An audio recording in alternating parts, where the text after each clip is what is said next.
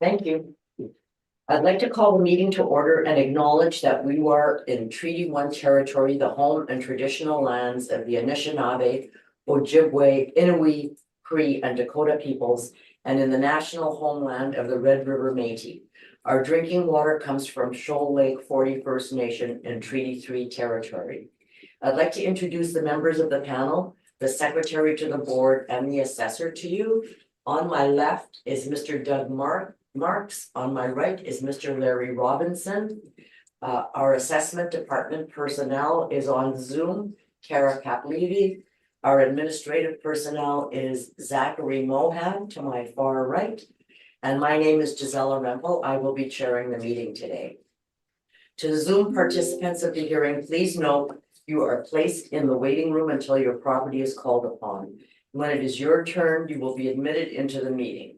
Kindly follow along on the City of Winnipeg's Board of Revision YouTube channel for the hearing process.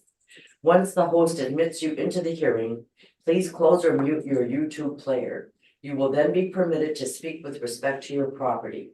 Once your hearing has concluded, you can leave the meeting. We will be hearing applications for a revision of the assessment roll in accordance with the Municipal Assessment Act. The matters for which revision is requested have been described in each application, and we will limit discussion to those matters. The statements that are made at this hearing are sworn testimony, and anyone speaking to the matters must be sworn in. Be advised that comparisons of assessments of properties are not considered evidence of market value by the Board of Revision. The Board of Revision is appointed annually by council and is independent of it and the city administration. It makes its decisions on the basis of the evidence provided at this hearing and issues a written order that will be mailed to all parties as soon as possible. I understand, though, that with the postal strike, it will be emailed to participants because we won't be able to send it in the mail. Please note that the board's decisions with respect to an application may be appealed to the Manitoba Municipal Board if the matter pertains to assessed value or classification, or to the Court of King's Bench if the matter pertains to the application of exemptions from taxation. Should you wish to appeal, information on how to do so will be included along with the board's order. With respect to the hearing process, I will confirm the points of appeal with your property to be addressed with each applicant following the swearing in. We will then have the assessor's testimony followed by questions that the applicant may have, and then the applicant's testimony followed by questions. Each side will have an opportunity to summarize if they wish. Once all of the evidence about an application has been brought forward, the applicant may leave. The process will repeat for each item on the docket today. The session will close after all the applications have been heard, and the board will deliberate in private and make its decisions. You will receive the board's decision by registered mail as soon as possible or by email if Canada Post is still on strike. As information, all hearings are live streamed, recorded, and will be part of the public record. We will be hearing item 1, 4 to 7, 9 to 10, 12, and 14 on our docket today. Mr. Mohan, please affirm the assessors and the applicant's testimony. Of course, Madam Chair. I'm assessor. Please state your full name. Kara Kaplevy. Do you affirm that the evidence you're about to give at this hearing is the truth, the whole truth, and nothing but the truth? I do. Thank you. And I believe Ms. Milwami, you'd be first on the docket today. You'd be first, so you can come. Oh, I thought there was somebody ahead of me. Oh, no. You're number 1. And just you can remain standing. Oh, I thought it was number 2. Okay, I'll let you get set up. Well, I just need to affirm the oath, so I just need you to remain standing. So Ms. Applicant, please state your full name. Susan Don Milo? Do you affirm that the evidence you're about to give at this hearing is the truth, the whole truth, and nothing but the truth? Yes. Thank you. You may be seated. As a preliminary point, I understand that some evidence has been submitted late by Ms. Millian. Is that Milo. Sorry, Milo, I'm sorry for that mispronunciation. And I'm wondering what the reason for that would be. I was having just major problems with my computer. Everything shutting down. I couldn't open my files and I have to turn the computer right off and reboot it and I've just, and then when it was 4:30, I had I got the last picture in just before, and then the thing all went pooey again. I locked up my files. And then after that, I was debating, well, should I put it in or not? Because I'm after, and I figured, well, I might as well just send it anyway. So can you tell me what time you did get it in? I can verify that one. I believe it was at about 4:58. And what time should it have been in? 4:30. 4:30. Okay. So I think that what we are going to do is we're going to take a little recess to decide whether the board will hear your application today because your information was submitted late. And we're going to do that in camera, which means privately. So I'm going to ask all of you, if you could leave the room for just a moment. It won't take us long to make Does that mean my whole brief or just that section of the brief? It would be just a section. Just that one section? And you can leave your stuff here. if you Yeah. don't. Thank you. We have decided as a board that we will hear all of your evidence. I know we've all had computer problems from time to time, and it's not like your evidence was days late, so. Thank you for your patience, and we're going to turn it over to the assessor. Ms. Kaplevy to make her presentation to begin the hearing, please. Thank you, Madam Chair. The subject property is 175 Thompson Drive. It is a roll number 07070117,000. It is in the neighborhood area of Birchwood. It is zoned R1L RES SF large lot. The assessed lot size is 5,697 square feet. Comparables 1 through 4 are located in the same market region. They are in different neighborhood areas, but they are close by. They are all large lots zoned the same as the subject. Comparable 1 is 264 Olive Street. It is 6,453 square feet. It has a time-adjusted sales price of $155,000, which is $24.02 a square foot. Comparable 2 is 866 Vimy Road. It is in Sturgeon Creek. It is a lot size of 8,362 square feet. It has a time-adjusted sales price of $217,900, which is $26.06 per square foot. Comparable 3 is 709 Muriel Street. It is in Sturgeon Creek area. It is 8,700 square feet. It has a land influence of school.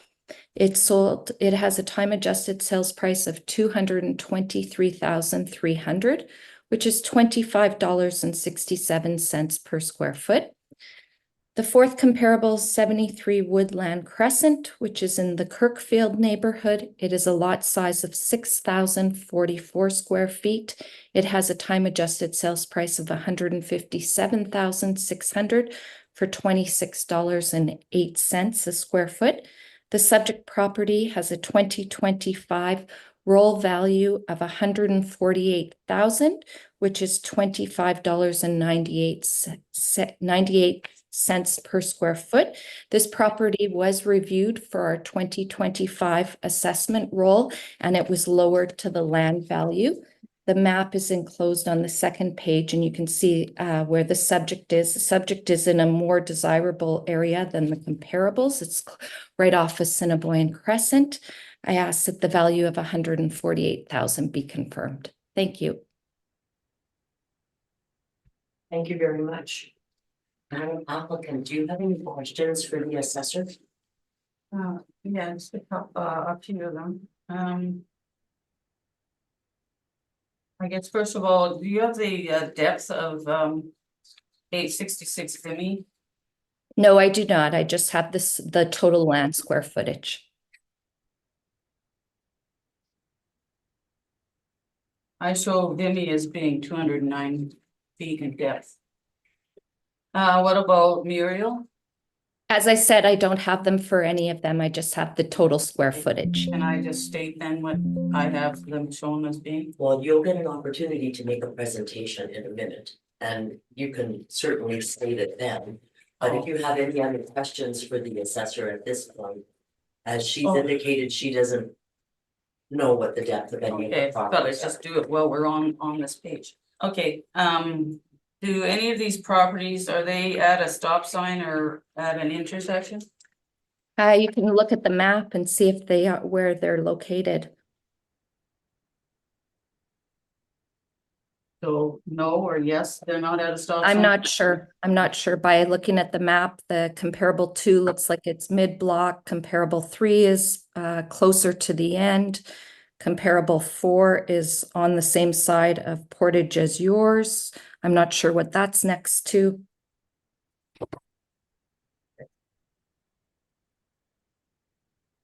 Okay, I'll just leave the That's same any of your until when I questions? start mine. Okay, thank you. Mr. Marks, do you have any questions of the assessor? Just one, did you visit the property? No, I did not. Okay, thank you. No further questions. Mr. Robinson, do you have any questions? Just one quick one. Comp 3 shows a land influence of school. Was that considered a negative? Or That positive? has no bearing on the land value. Okay, thank you. And I just have one question, and that is, how did you determine that you were going to lower this property to land value? The house, from the previous notes on the file and through discussion with the applicant, the customer, it was determined that the house is in very poor shape. It's basically a tear down. It's a demo house as the applicant advised. So we determined that the property was just worth the land value. Thank you very much. That's all my questions. I'll turn it over to you now for your presentation. Okay, I'll just start with this then, since we're Sure. still on that page. Okay, I was showing that, okay, Vimy was a depth of, had a depth of 206 feet. And Muriel showed having a depth of 150. And then, the comp 4 on Woodlands, I show a depth of.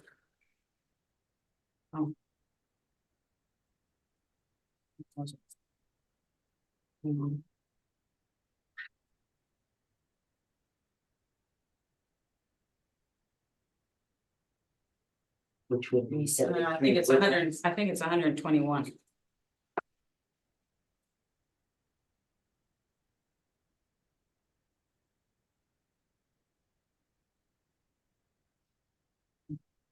Okay, and I show that, well, of course, none of them are at a park or a stop sign or an intersection. Also, I was noting that Muriel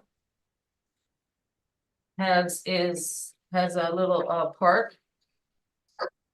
Sorry, I gotta get out my, I don't know whether you'll be able to see, it's hard to see on her map. But if you across it where the property is. Yeah, there's a park behind it, eh? Muriel. Oh, is- yeah, Muriel's the one with the school, but you can see that there's 6 houses between them and the actual, like, the school building is on Ness, like it's right up by Ness. Yeah.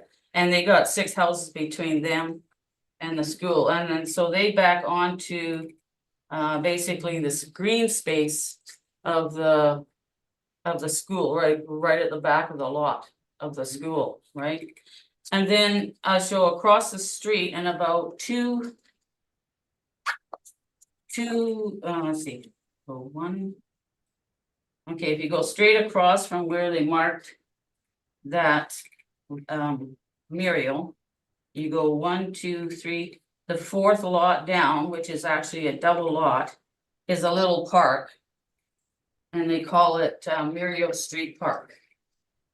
So they got yeah. If you see on there, it's the bigger square across the street from the, on Muriel, but across the street.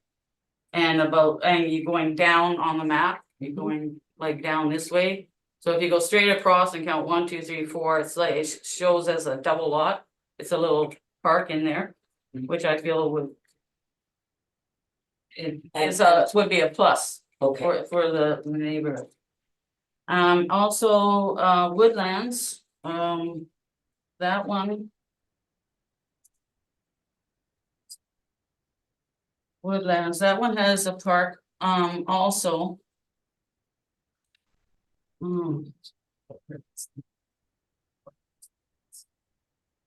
Okay, that one you have to sort of like, well, I got a bigger map, but where their lot is, if you go across, straight across.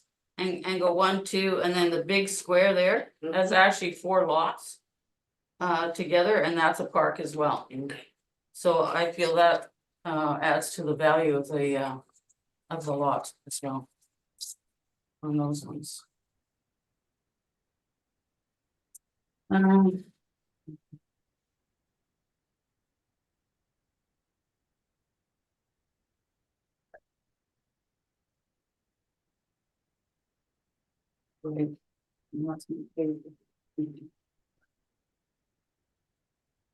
Okay, also the fact that, I can't remember what I mentioned, none of them are at a stop sign or at any kind of an intersection.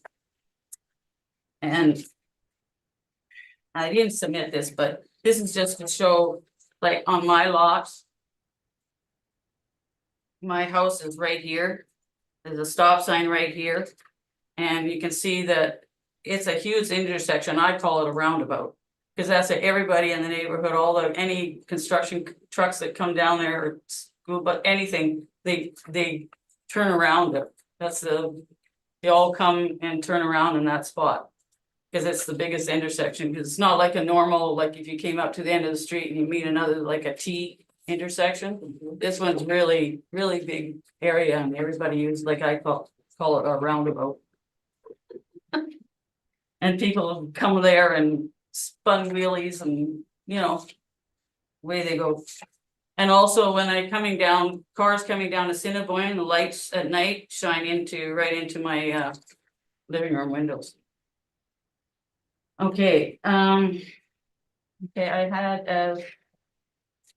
okay, I'll go just quickly over the notes. Okay, the stop sign, I did that in this corner. I got the well, you can read that. I got the cracks in the basement walls, and I've been told by several real estate people that it's not going to be worth fixing, because I'm not going to get the value out of my home to do all the major fixes. And you can see from I broke it down, the condition, also under the condition of the house there. Under where the bedroom is, I show that it said old worn flooring, and then I got needs replacing. Well, it should be uneven. I forgot that. okay, Okay, thank you for that So- clarification. yeah. So basically, the house is like worn, like I guess where the furniture is and been moved, and there's little dips in there, and so it's the old flooring and needs replacing, and there's a few areas where they have the old asphalt tile, a 9x9 kind of tile in there. So that actually, if it was to be sold as a house, and that would all need to be fixing. And you got old windows, single pane, a few single pane windows in there still. And the main thing being the basement. You can go to the next page. Well, I got a picture of my exterior of my house, and then you can see the one on the left, the exterior drywall cracked. It's really hard to see in the picture, I guess. But it's just the wood is dried and cracked and split and splitting in some spots. And then you can see my basement, the interior basement walls. There's a couple vertical cracks going down. It's hard to see. And then you got there's a horizontal crack, crack. Sorry, I'm trying to get it back here. And it runs like from the, right from the front corner of the house on the north wall, right to the back. And that's the major one there. Well, the vertical ones are bad too. Like this year we had the power back out for like a week because the water was just constantly pouring in there. We had the power back almost on all the time. Trying to pick up the water that was seeping in through these vertical and the horizontal cracks here. We try to like throw stuff on it to slow it down, but just every year, it just opens up every year and the water keeps coming in, so. And you can see on the exterior too, well, these are lower down. That main one going from the north is, around a foot off the floor, sometimes going down to the floor and then it goes up a foot or so. And the only one I can see from the outside, well, because it got the dirt up on the side of on the north wall is the one, there's a couple the vertical crack from the outside at the back of the house, back corner of the house there.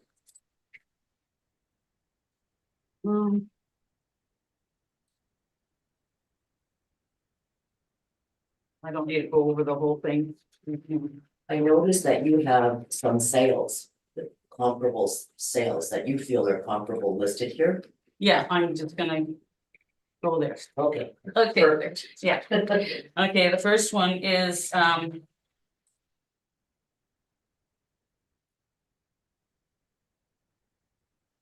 and the pictures I have following. I have the pictures of the comps following the brief.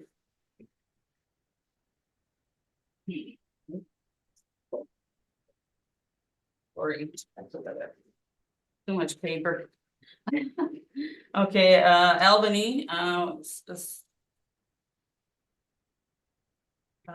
they show, the assessment shows it as 480 square feet. They are located,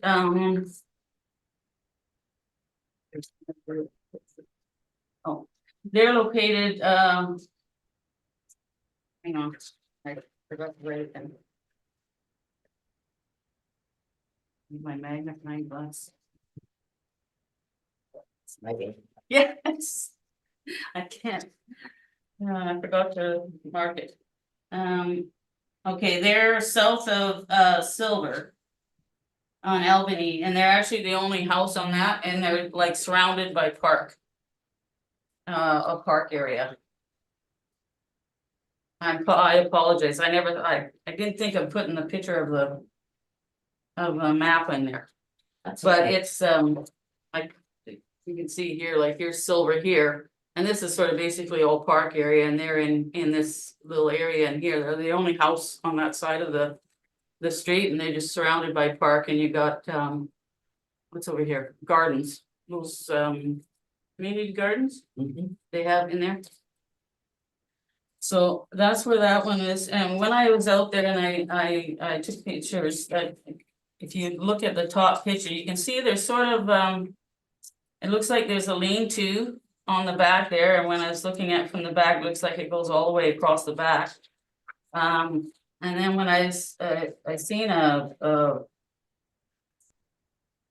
realtors had they show an area of 720 square feet. So I'm assuming, but the assessments show only 480, but I think if it's on like an unheated lean-to, I don't think they don't show it on here. I don't know whether maybe. But so from the realtors thing, it shows 720, so that's why I think there's that lean-to. From what I can see, you see in the front picture. You can see how the house here, and then you can see the slant off here where the lean-to, and from what I can see from the back, it goes all the way across looks like it goes all the way across the back, so that would be 720 square feet. And they're on a large lot, and the 50-foot frontage, they have a 50-foot frontage, and they've got the 4,900 square feet of land. And 270, Okay, 270 Brooklyn. Again, same age, they have a detached garage. And they're showing, I show them with and they got a 50-foot lot. Like a lot of them, I try to make sure I found ones that either had a 50-foot lot, like frontage. Or, and I'm trying to find one that's around the same square foot area as mine as well. So, you know, and they sold for 134. And they got the detached garage. Over mine, and again, from what I can see in the real listings, there's nothing in regards to any structural. Problems with the house, according to the listing. And one comparison number 3 at 280 Queen Street. It's built in 1950. They have air conditioning and a detached garage. Their lot frontage is 38, but the lot size is a little bit bigger than mine. They got a depth of 152, where I think mine is only 100. Mine's only 113 in depth.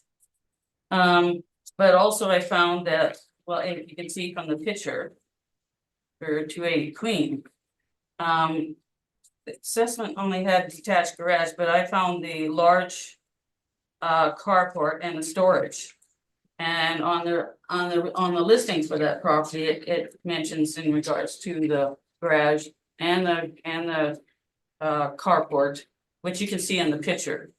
I took the back picture where it's showing the garage carport, and it looks like they actually have even a storage thing to the side of that goes the length of the garage to and the carport.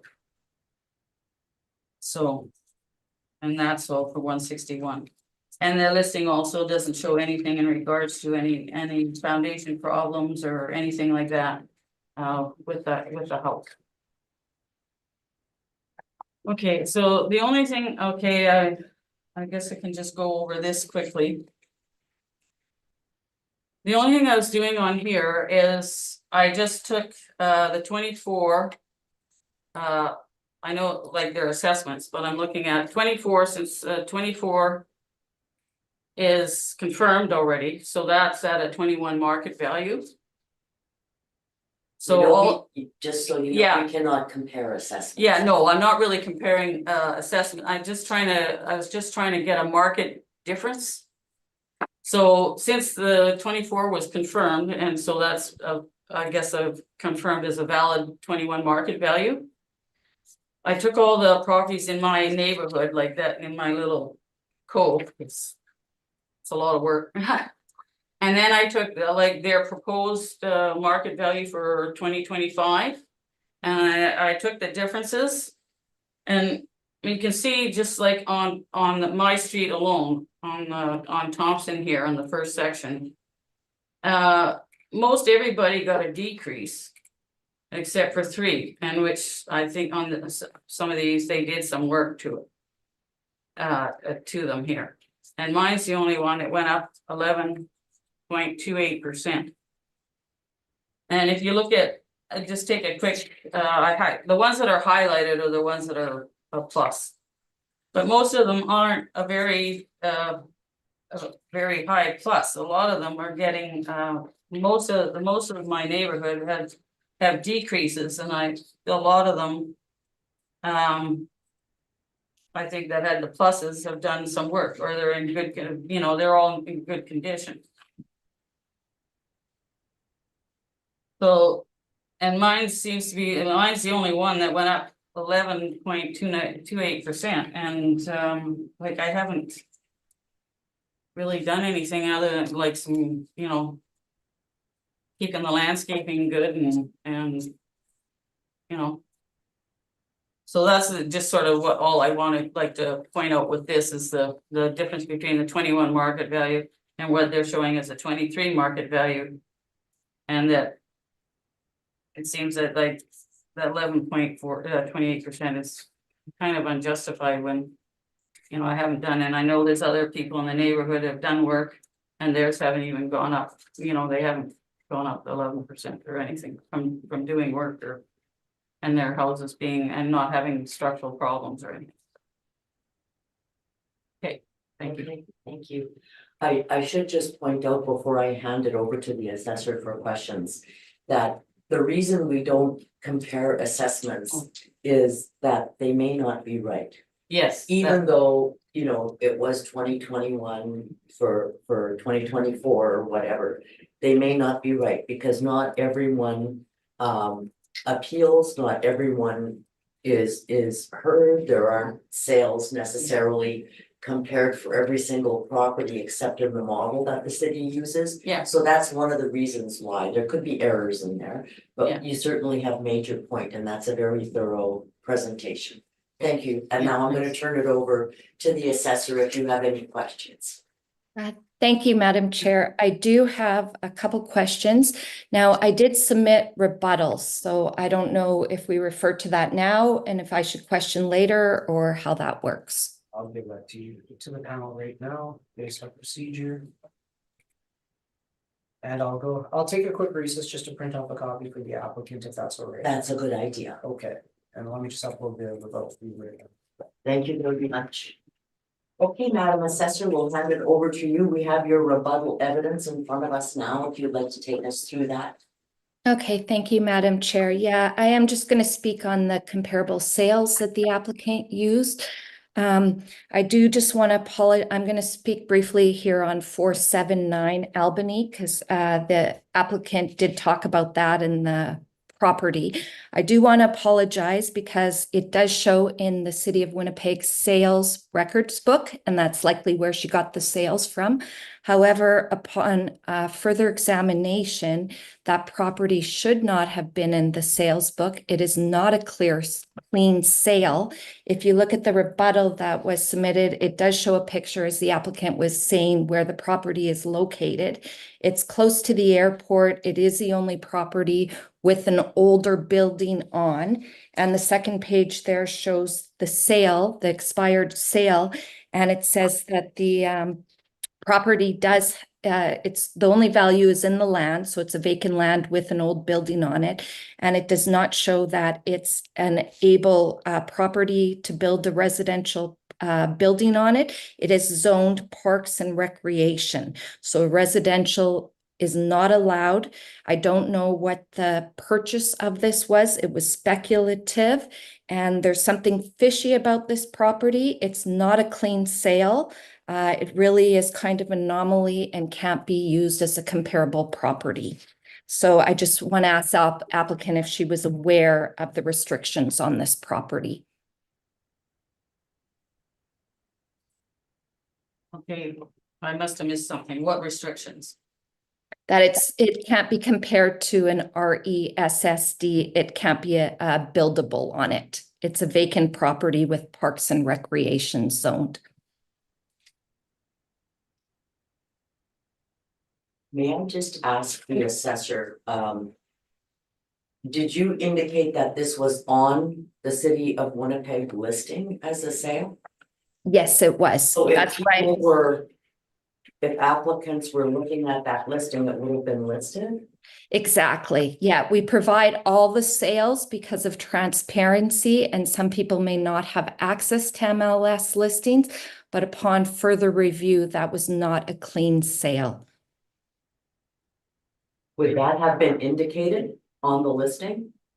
It is listed. That's why I included the listing there to show that it's currently the only house on the block. The value is land. It's a unique location, and it's zoned RR2, PR2, which is park and recreation. Okay, thank you.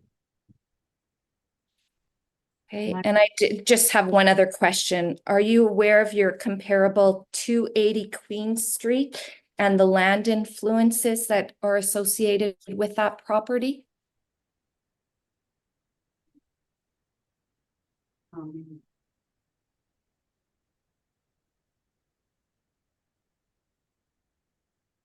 What are they?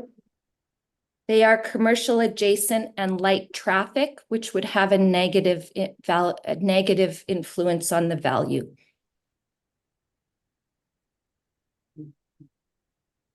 Okay, I have no further questions. Thank you. Thank you.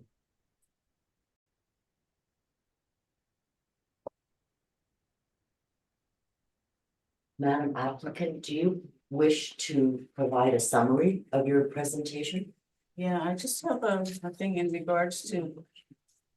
The 479 Albany? Albany, she's saying it's not a residence.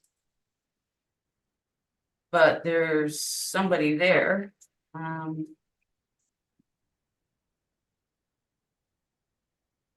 While you're looking for that, I'm going to ask Mr. Robinson if he's got any questions. You go ahead and find your information. I'm just gonna ask Mr. Robinson if he's got any questions of the rebuttal evidence. No. Of the rebuttal evidence, no, I don't. Mr. Marks? No questions on rebuttal, thank you.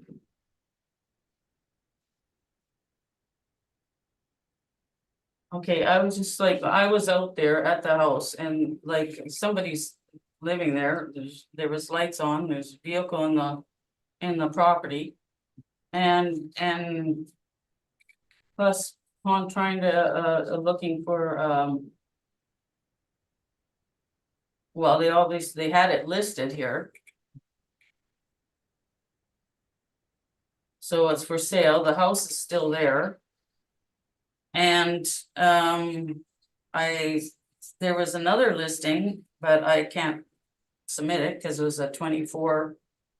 Right. But so that to me, when they're got it up for sale. You know, so it's not like you can't. It's not for demo, they said, you know, you can, Yeah, you know, they're just saying it's a good opportunity for somebody, I guess, and. You know, somebody could buy that property and. Yeah, so somebody can buy it, They and didn't have to tear it down, is that correct, Madam Assessor? I could buy it and not tear it down, I just couldn't. I couldn't build another one there, I could go and live there, is that correct?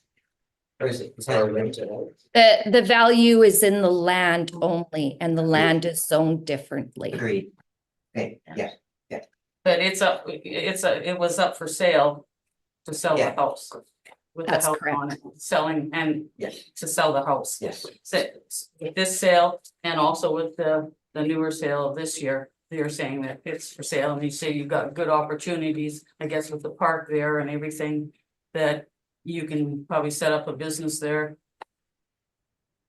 as well. probably not. With the park. Is but- Well, I show when I took off the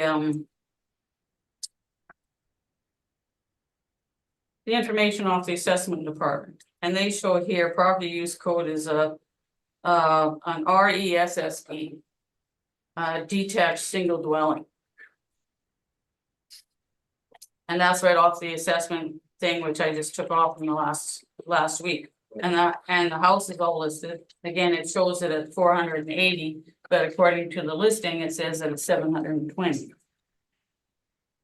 And so I'm assuming that was because I don't know whether she has it or she should have. If the lean-to maybe it was unheated, that's why they don't have it listed on here. Like as you can see from the picture, it like, you know, this obviously there's a lean-to off the back of the original house, and it goes.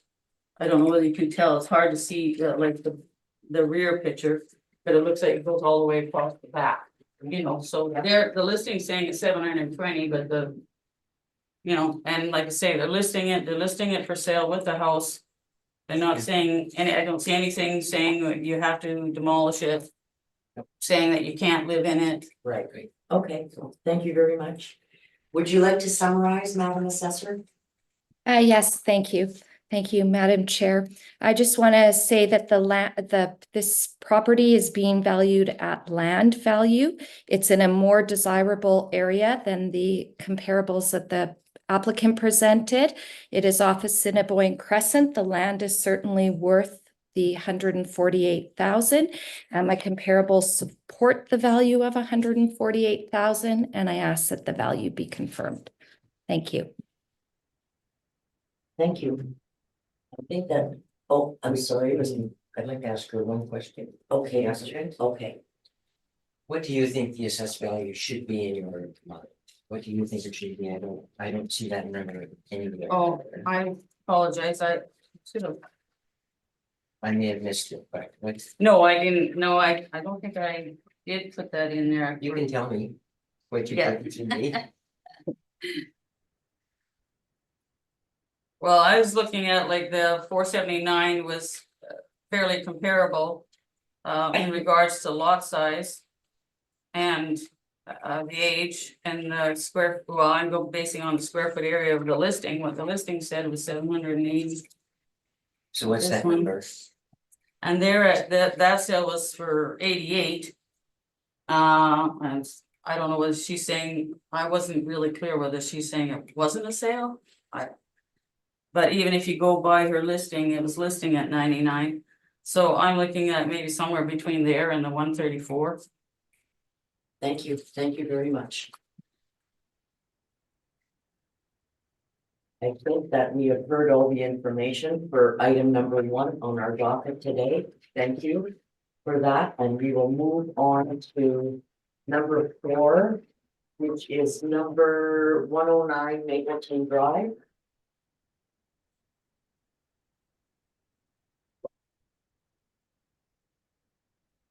Thank you very much. Thank you. Have a good day. Thanks for coming. You too.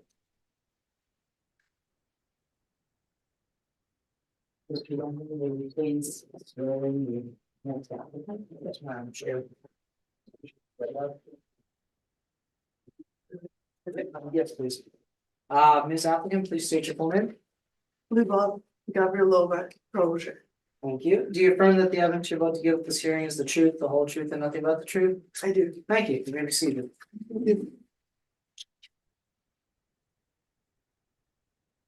Madam Assessor, I'll turn it over to you to make your presentation, please.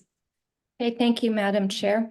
The subject property is 109 Mapleton Drive.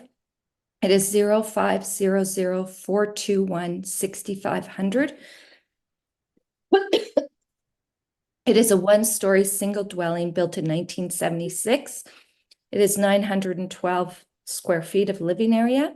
It has a full basement. It has basement finish. It has 1 full bath and 1 half bath. It has central air conditioning. And it has a detached multiple garage. The comparables 1 through 4 are all in the same neighborhood, the Maples. All comparables are the same as the subject, a one-story single dwelling built between 1971 and 1979. The square footage ranges between 816 square feet to 988 square feet. All comparables have full basements and basement finish.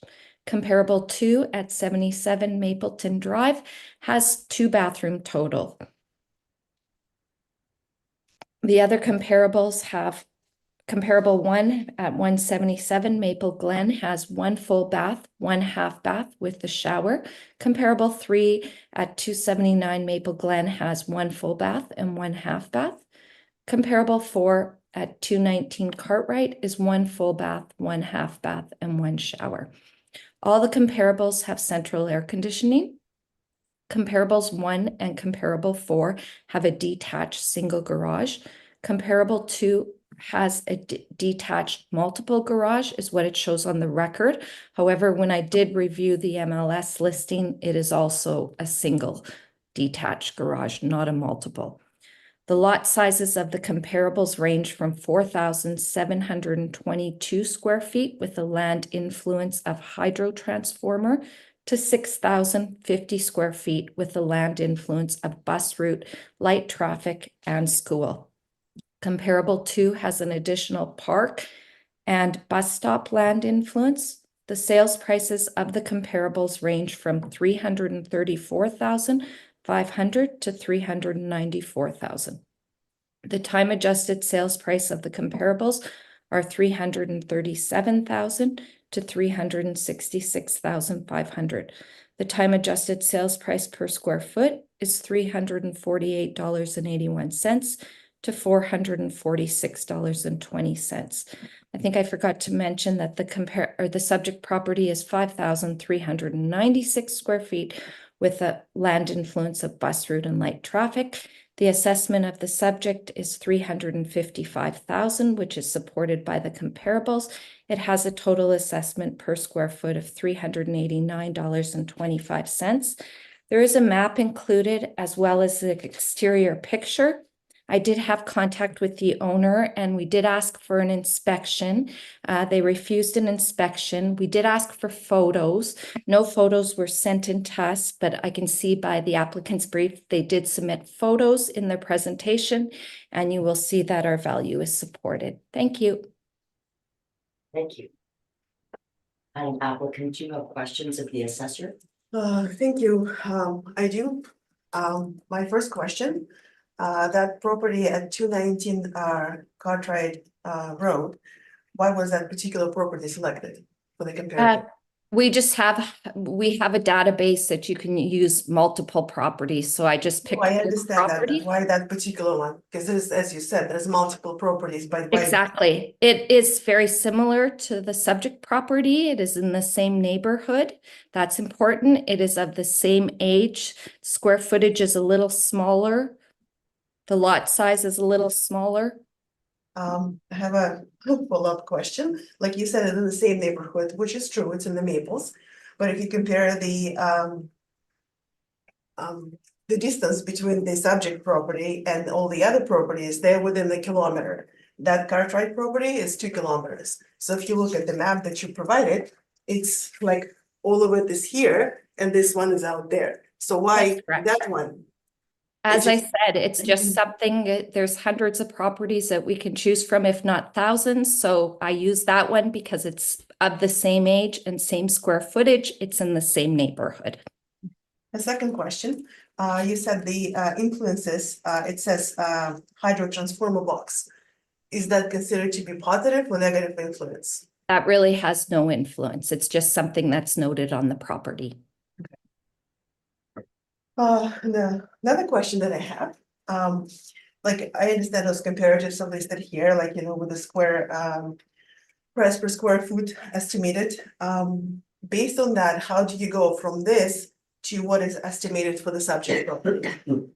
We look at the sales, so the sales value there support the assessment. No, I Of understand course, that. a but, like, per square footage rate is going to be higher if the property is smaller. It's going to be lower if the property is bigger. So these comparables are very good to the subject. But like, this is what I'm asking is you say like, for example, there's subject, not the subject, comparative properties ranging, as you said, from 348 to 446 per square foot. Like based on all of that, how do you go from this to 389.25 per square foot for the assessment? And look at the sales prices. The sales price range are in 334,500 to 394,000. So that is supported above the subject.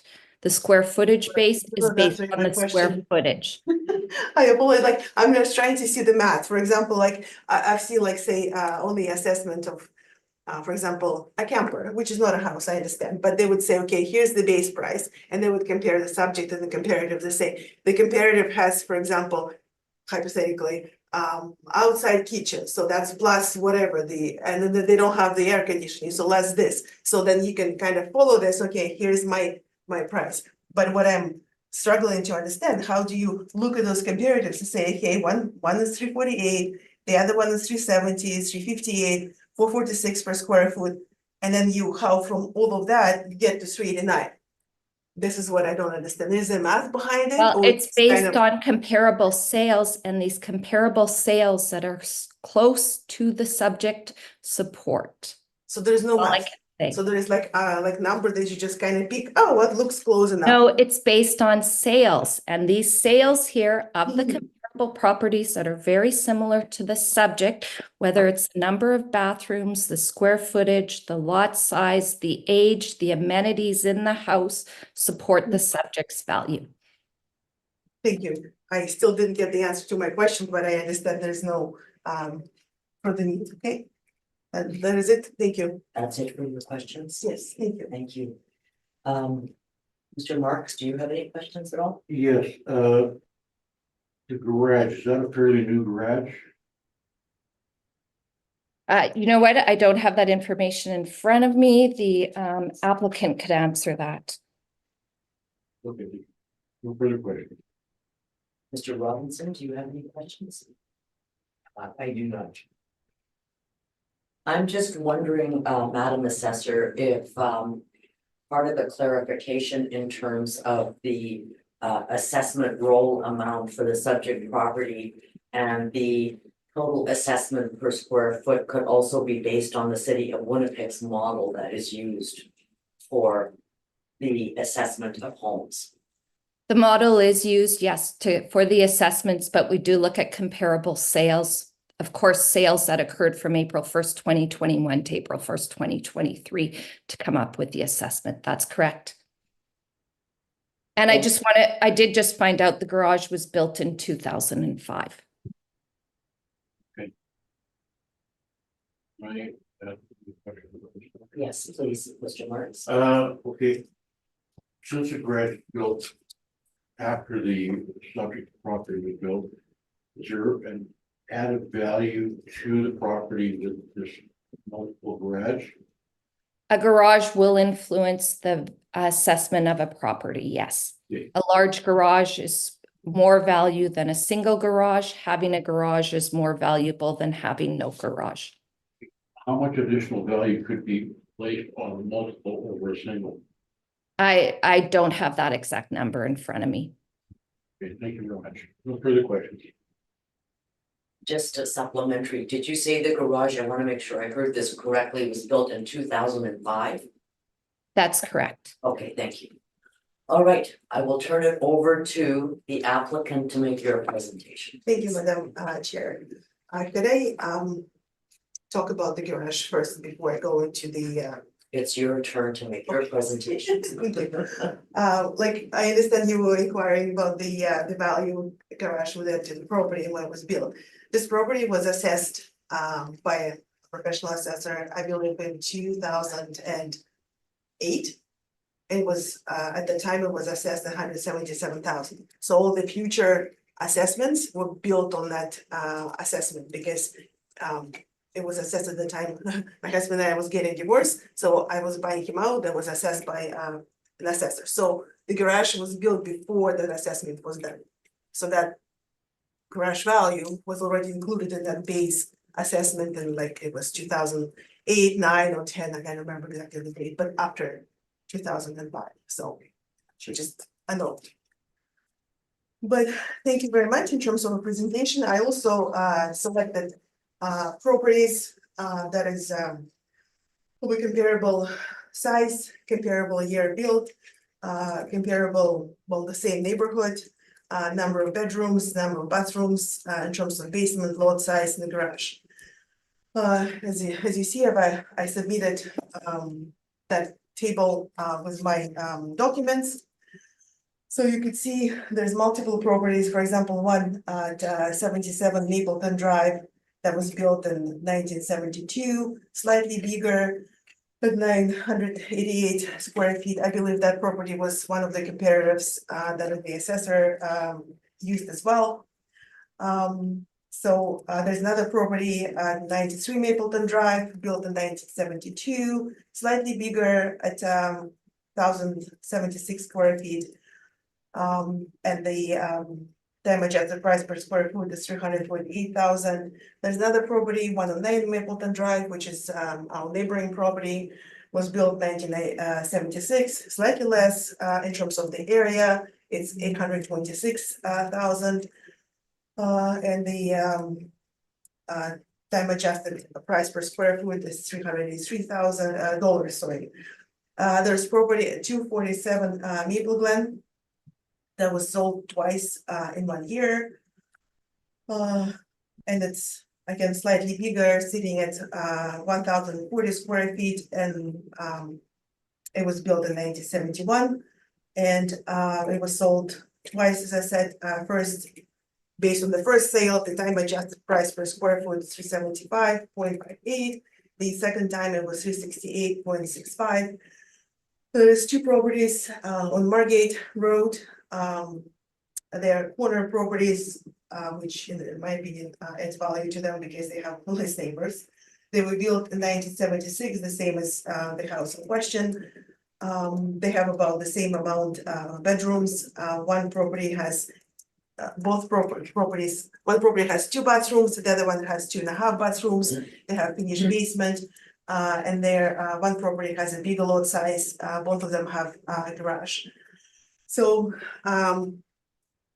like I looked at those comparative properties and I don't know what model the city is using. I used a simple calculation. I took those comparative properties, I took the average time adjusted price per square foot multiplied by the size of the subject house, and I got the total assessment that I think it should be. I also included some pictures with the house of the house. You can see the house is a rental house. It's been rented since 2012 for various renters. It hasn't really had any major work done since then. Some of the pictures will show like the bathtub, for example, is original to the house, I would guess, because I lived in that house since 2002 until 2012. So that's the bathtub that I had and still there. The basement is finished somewhat. There is a laundry room that is not finished. There is that garage in question. So it's a simple property. Like I said, it's been used as the rental property. And nothing special or crazy about it. Okay, thank you very much. Yeah. Madam Assessor, do you have any questions of the applicant? Yes, I do. Thank you, Madam Chair. Your comparable that you're using here, 105 Mapleton and 247 Maple Glen, are they a one-story single dwelling? 105 Mapleton, it's, I believe, called also bungalow. It's single story, but it's kind of split level, like it's kind of higher than our house. When you enter it, you kind of like go like couple steps up, a couple steps down. So their basement, which is also finished, like it's you have a high ceiling in that basement. Right, those are called bi-levels, 105 Mapleton and 247 Maple Glen are bi-levels, so they're not a one-story single dwelling as yours. Why would you, okay. Your other comparables here that you used, 121 Maple Margate and 135 Margate Road, why would you use larger bungalows that are over 1,100 square feet when there are more smaller, similar size square feet than yours? The larger house, of course, will bring down the price. Because in my opinion, they're comparable. They're like about the same house. Yes, there's larger, slightly larger, but then again, if I look at your comparable, for example, it is the one that you're using, the divorce one is smaller, like there's 100 square feet difference. So if you go 100 square feet one way, why would you not go 100 square feet the other way? So then in the same area. It's not like those Margate properties, for example, that 2,200 square feet. They're about the same. You do realize, so if you're using a larger house, that does bring down the square foot average. So you're trying to manipulate the numbers to get a Well, lower. same as you, you're trying to manipulate the numbers. You pick the small. Well, if you take away my comparable 4, look at one comparable. Yeah, 1, sure, let's 2, and take away the 3. comparable 4 Yeah. and look at the remaining 3, and you take the average of remaining 3, it'll be $359 per square foot. Let's go with that. I'm okay with it. I have no further questions. Thank you. I just wanted to, if you don't mind, kind of follow up on that, because when I again looking at the comparatives, in my opinion, that worst comparative is included in there just to do that, to inflate the per square footage price. Like, I don't know why this house was sold at whatever amount it was sold. It could be an anomaly. Maybe somebody, their relatives live on the street and they wanted to have that house and then paid premium just to be there. I don't know. So I think this anomaly should be left out, and then we just focus on the other 3 that's left in here. Thank you. Oh, I do have one further question. All right. Okay, if we're looking at my 3 then, that we're only using, would you not agree that generally speaking, a double garage would add more value than a single garage? Generally speaking, yes. But Okay, if I- thank you. No further questions. Mr. Robinson, do you have any questions? No, I have all the information that I need, thank you. Thank you. Any questions, Mr. Marks? Yes, have there been any upgrades done to the property since purchase? Sorry, say again, please. Was any upgrades since purchase? The Yes. purchase was in 2002. So yes, we built the deck and then we built the garage. The deck and garage, which both would add value to the property, correct? Correct. Okay, thank you, no further questions. I have a question, maybe to the Madam Assessor. If we talk about garage or what adds value to the property, would you agree that extra bath would add value to the property? It depends on the extra bath. How so? It depends if it's a full bath with a shower, if it's just a sink, if it's a toilet, how old that bathroom is. Okay, so, so the age of the bathroom matters, okay. So if I look at the comparative property, for example, at 177 Maple Glen Drive, it has full bath, half bath, and a shower. My question is, half bath and a shower, does it make a full bath? It's a half bath with a shower. That's how we determine it. I did look But at 177 Maple Glen. It's pretty original condition. There has been no upgrades to it. I did But want to it's- ask when your kitchen was updated. That before you purchased, or did you update it? Guess it's rental, so the previous, one of the renters, they trashed the kitchen, so we had to put in the whatever cheapest was available. And when was that done? 2017 probably. Okay, thank you. But I guess my point is, like, each house is not exactly a copy of the subject house. Because, for example, at 177, it has full bath, half bath, and a shower. The subject house have full bath and a half bath, which is the toilet and the sink. Comparative 2 has 2 full baths. So comparative 3 have the same as subject house and has no garage. So like it's very different. Well, not different. They're kind of the same, but kind of different. They're not exactly the same. The same as the comparatives that I used. They're similar, but not exactly the same. Okay. Thank you very Thank you, I much for that. appreciate it. Yeah. I do have just one final question for the assessor, if I may. And that is, I'm looking at your comparison number 2, which was built in 1972, but it says the effective year built was 1979. So I'm assuming there must have been some fairly significant renovations that have taken place there. I actually looked at the MLS listing and there was no upgrades in the inside. It was more to the outside of the house and hot water tank, electrical furnace, something like that. Thank you. That's all my questions. And I think that unless you would like to make a summary of your presentation. Sure, thank you.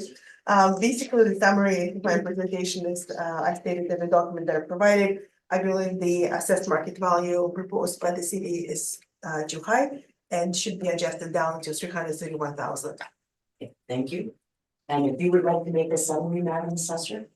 Thank you, Madam Chair. I believe that my comparables are in the range of the subject property. The sales prices support the assessment of 355.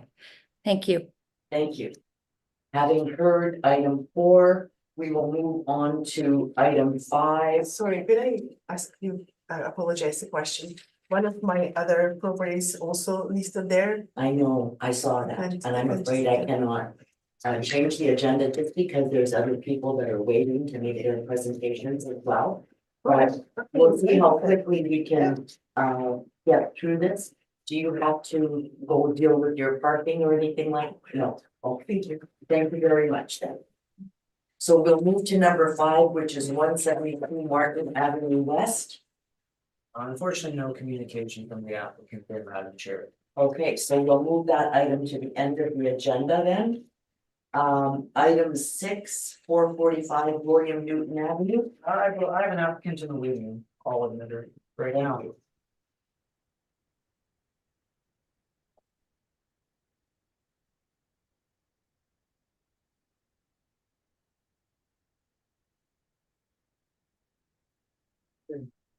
Morning, Ms. Summerall, can you hear and see us okay?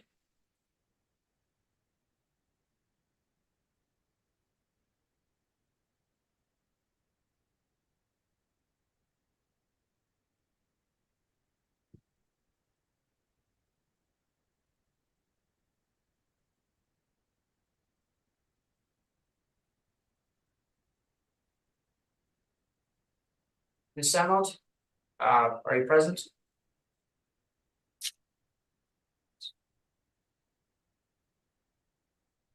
Well, if she is not present at the current time, I think we should move that to the end of the docket Okay, as well. oh, hold on, Oh. there we go. Oh, You're on Hello. mute. you're on mute right now. Oh, there you go. Hi. Hello, Were you calling for Jessica? yes. Oh, correct. sorry. Yes, I was listening on your live broadcast, and yeah, I was away. But yeah, I'm here. Okay, sounds good. So it's your coffee. There we go. Thank you. All right, Madam Assessor. Oh, sorry, if I could just swear. Oh, yes, of course, sorry. Okay, I'll just take swear you in at the moment. So Ms. Applicant, please state your full name. My name is Jessica Samonte. I'm speaking on behalf of my father, who owns the property, Hilario Samonte. Okay, yep, we have that authorized. I just need to take your oath. So do you affirm that the evidence you're about to give at this hearing is the truth, the whole truth, and nothing but the truth? Yes, correct. Thank you. All right, Madam Assessor, I'll turn it over to you to make your presentation, please. Okay, thank you, Madam Chair. The subject property is 445 William Newton Avenue. It is a roll number of 1409-2822000. It is a house, again, that is in poor condition, so we are valuing it at the land value only. It is in the neighborhood of Chalmers. It is a R1M RES SF medium. It is 5,737 square feet in size. Commercial is adjacent as a land influence. The comparable properties are vacant residential. They're in the same neighborhood. I found 3 VRES that are in the same neighborhood. The comparables are smaller lot sizes. They're coded R1S, RES, SF small. Comparable one at 485 Larson is 3,298 square feet. And it's sold for a time adjusted sales price of $85,000, which is $25.77 per square foot. Comparable to, also in the same neighborhood, is 444 Bowman. It is 2,500 square feet. It has a time adjusted sales price of $111,500 for $44.60 a square foot. And comparable 3 is 262 Bowman Avenue, also in the same neighborhood. Again, a smaller lot size of 2,500 square feet. It sold for $118,600, which is $47.44 per square foot. The 2025 assessment roll of 445 William is $149,000, which is $25.97 per square foot. The comparables support that. The second page shows the map of where the comparables are located. Thank you. Thank you. Madam Applicant, do you have any questions of the assessor at all? No, I don't. Okay. Mr. Robinson, do you have any questions? I have no questions. Mr. Marks, any questions? And I don't have any questions either. Thank And you. I don't have any questions, so I'll turn it over to you, Madam Applicant, to make your presentation, please. Okay. Well, I'll just start off with just saying, like, given the evidence and already, as like the assessor was mentioning, that's only valued at land, which is what you guys had put the total property assessment. I just wanted to say my parents are not trying to move anywhere. Again, this is their forever home. This is where they're gonna be till they go. And giving the supporting evidence with basically the poor house condition, I was just hoping we can just get a reassessment of the property value just to be a little bit less, because again, they're not moving anywhere. They're not going anywhere until they go. That is where they're staying.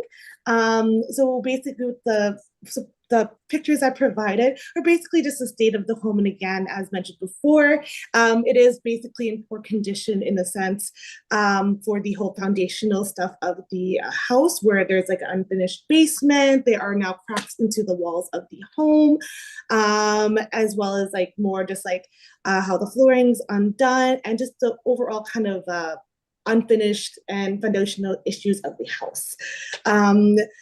I just wanted to kind of state, because I know you guys, again, it's more about land and what's around the area. Again, my parents aren't moving. I was hoping we can just reduce the price of what the total property assessment, because again, in the future, they are not going anywhere. And given their age and everything, again, this is their forever home. I would love them just to be in that home until they cannot be anymore.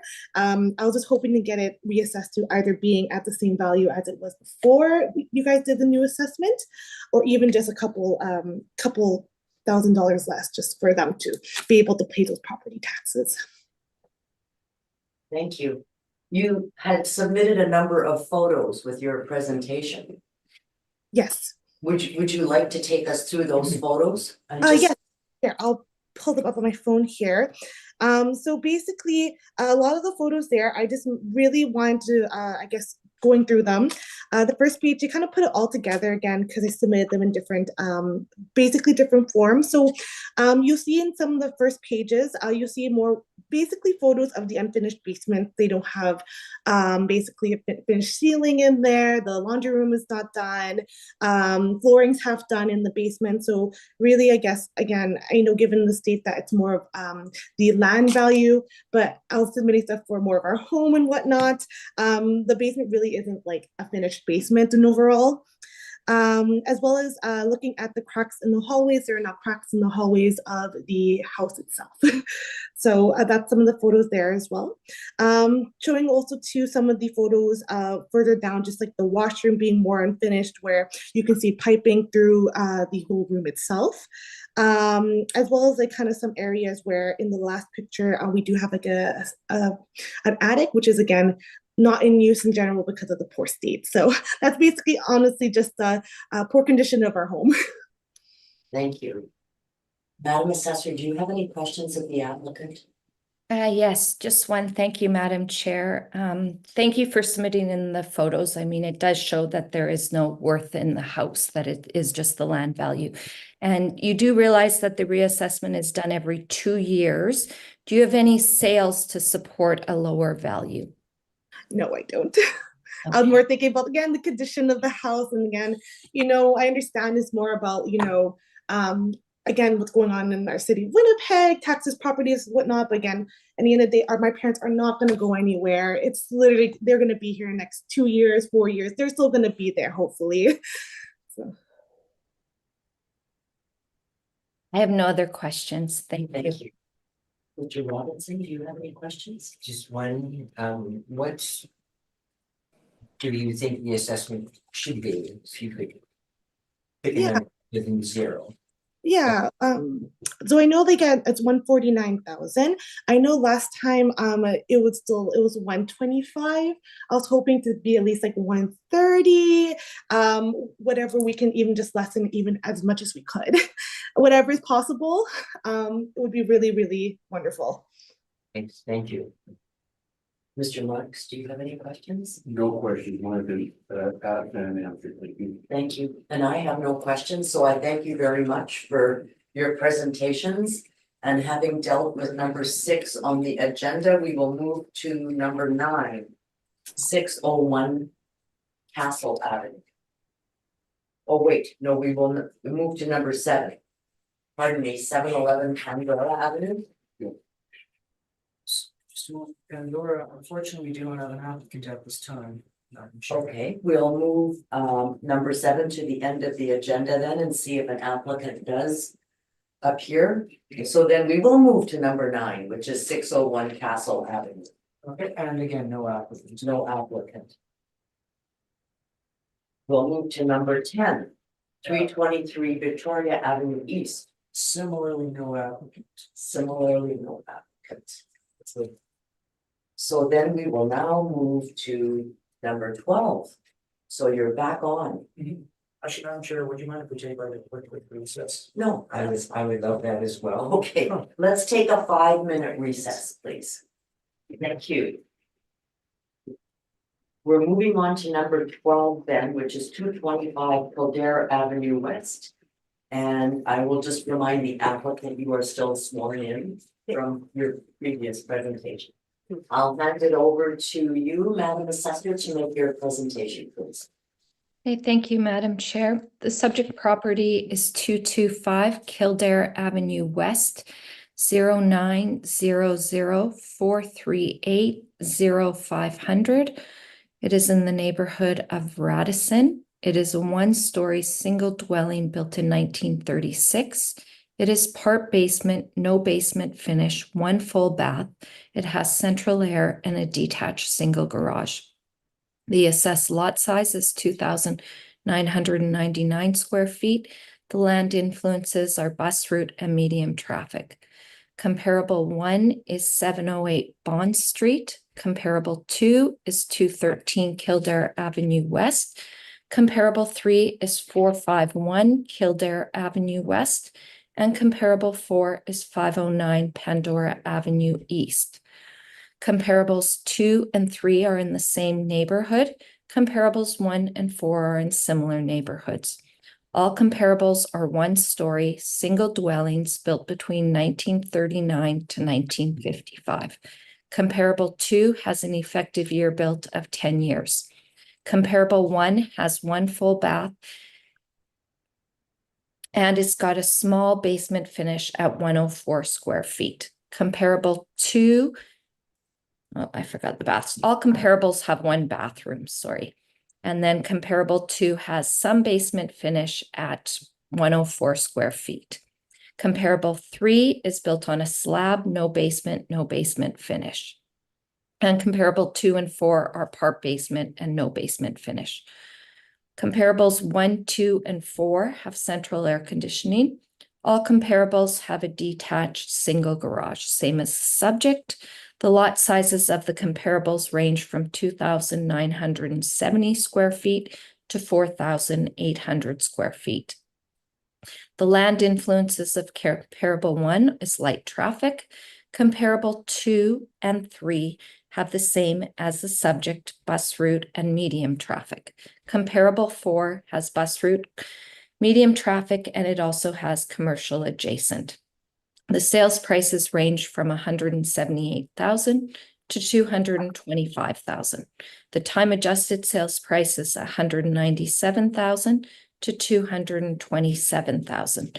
The time adjusted sales price per square foot is $253 to $327 a square foot. There's the map on page 2.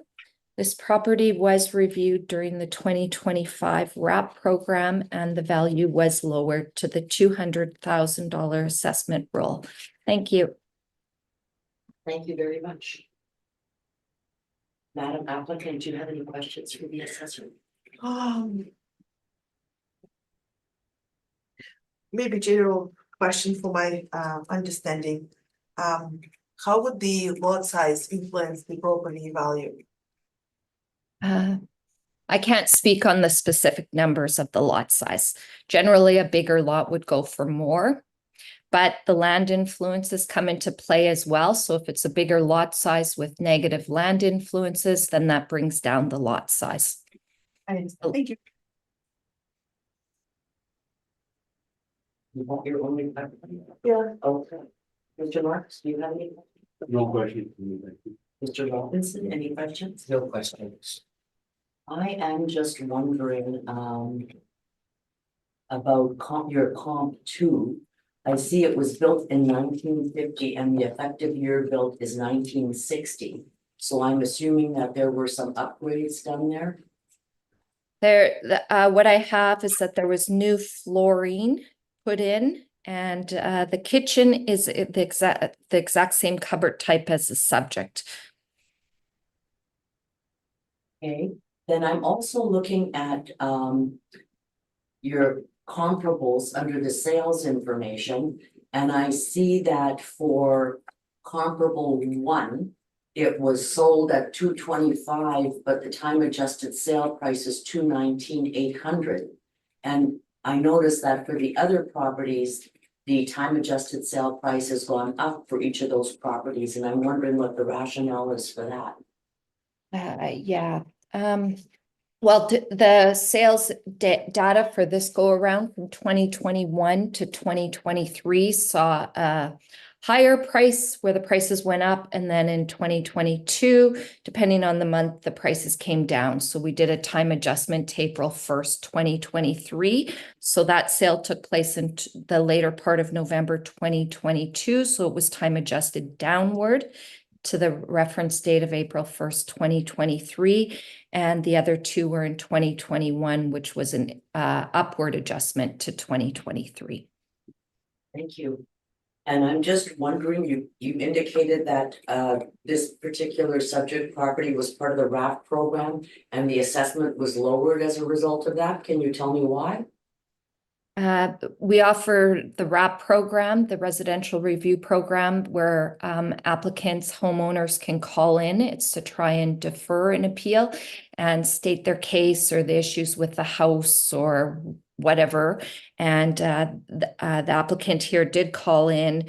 We looked at the assessment and we reviewed the comparables, and we thought that the initial proposed value was too high. So we did override the value to the 200,000, which was supported by the sales. Hey, thank you very much. Turn it over to you, Madam Applicant, for your presentation, please. Thank you, Madam Assessor. Thank you, Madam Chair. I've again done the same as the assessor or with the other property. I looked at those residential sales listings and selected what is, in my opinion, the comparable properties with the same neighborhood. There is house 107 Kildare Avenue West, which was built in 1920. It has a slightly larger area, but one of the comparatives from the assessor also has a larger area as well. So it has 3 bedrooms, 1 bathroom, no finished basement. Lot size is slightly bigger, but has no garage. 349 Kildare Avenue West. It was built in 1918. It's also slightly bigger. It has 3 bedrooms, 1 bath. However, it has a very large lot size, which was, I believe, subdivided later into 2 lots, and with the intent to build the commercial property on that one, because there is a report somewhere approved by the council, I believe, at some point. After that last sale, there's a property at 459 Kildare Avenue West is one of the properties that Madam Assessor had on her list. It was built slightly younger. It was built in 1955. But other than that, it has 2 bedrooms, 1 bath, no finished basement. The lot size is also slightly larger than subject property. And another one is 134 Kildare Avenue East. It was built in 1912. It's again slightly larger. It has 1 bedroom, 1 bathroom. No finished basement, no garage, but the lot size also larger. However, one of the influences is the commercial adjustment. There is an apartment building behind it. So I also have some pictures that I've submitted here, like the first set of pictures of the subject house. Again, it's a simple house. It has kind of living area. The next one of the pictures is the kitchen. Kitchen is very small. It's not the eaten kitchen. You can see there's wall and there's on your right hand side the stove and the sink. So it's all kind of very small. There's picture 1 bedroom. Again, it's a small bedroom. You could see the basement. It's not finished. It's just used as the storage space and to house the hot water tank and the furnace. And the yard is also very small. You could see like on the yard picture, like your left bottom corner, and this is the car. So the car is parked and this is the end of the yard. So this is a small yard. So there are 2 other properties that I included that was used as a comparative. So I included the pictures of those properties. They are like specifically kitchen in those properties much larger. And they have about the same 2 beds and the bath, and then the house at 134 Kildare Avenue East that has pictures there as well.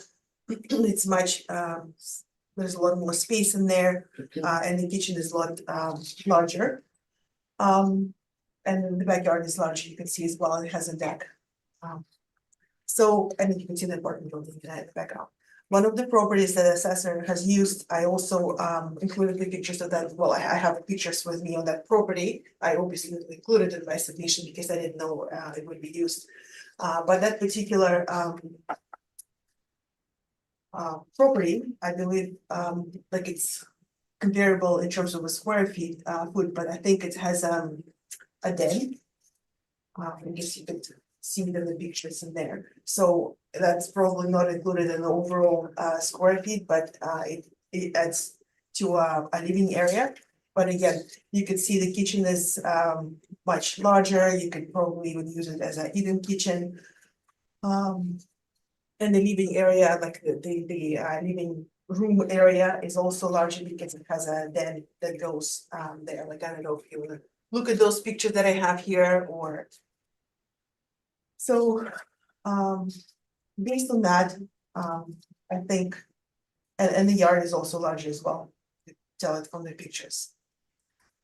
And so based on that, I think the assessed value of the subject house is higher. Like what I've done, I looked at those comparatives. I took the average of the time adjusted price per square foot.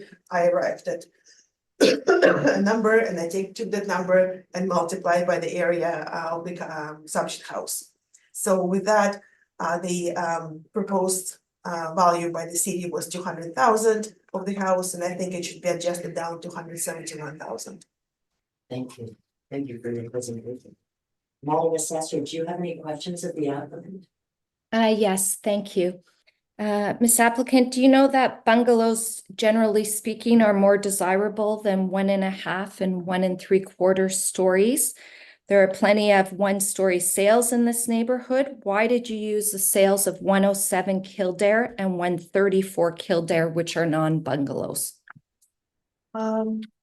Say it again, please. Sorry, what is more desirable?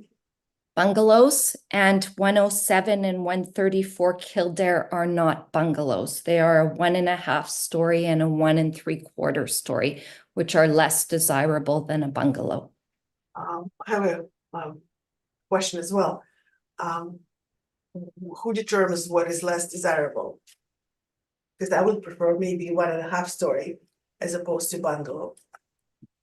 I asked you, why did you use those as I use comparable? those because they're all located on the Kildare Avenue. Okay, but they're not bungalows, correct? Well, if you tell me they're not, then they're not. Okay, Looked at I have the, no other questions. Thank you. Okay, thank you. Mr. Robinson, do you have any questions? No, I just confirming that you're requesting an assessment of 171,000 based on the average price per square. Okay, thank you. That's all I have. Mr. Marks, any Yes. questions? What upgrades have been done to this property? since we purchased it in 2015, none. Sure. Since we purchased it in 2015, 0 upgrades were done to this property. No upgrades. No upgrades, so whatever is there was there. Yeah. No purchasing. Okay, thank you. No further questions. And my questions have been asked and answered, so I thank you very much for your presentation. Madam Assessor, would you like to make a summary? Thank you. I believe that my comparables are all one story. They are similar to the subject property. They are in the price range that supports they are in the price range sales that supports the assessment of 200,000. Thank you. Madam Applicant, would you like to make a summary? Thank you, for sure. I believe that my comparators also supporting the revised value of the per square foot of the house because they're located in the same neighborhood, even on the same street. The houses are built in about the same year. They have about the same amount of the bedrooms, bathrooms, basements, and the lot sizes. Thank you very much. Thank you for your presentations, both of you. And having concluded with number 12 on our docket today, we'll move to number 14, which is 26 Southampton Place. Thank you. Thank you very much. Have a good day. You too.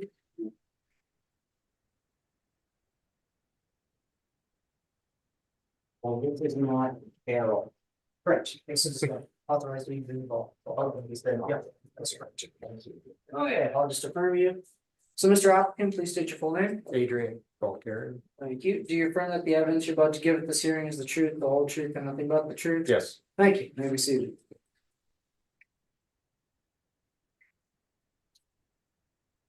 Thank you for your patience. Sure.